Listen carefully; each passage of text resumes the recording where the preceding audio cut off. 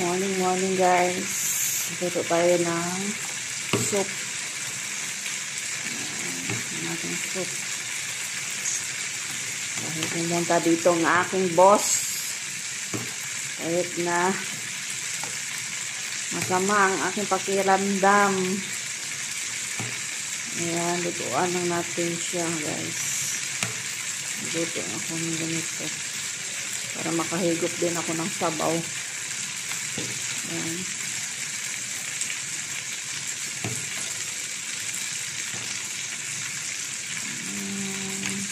Thank you for watching. Guys, luto ng aking palaya. Request niya palaya daw. Luto ko. Ayan. Luto ko na. Para sa kanya. Okay. Thank you for watching guys.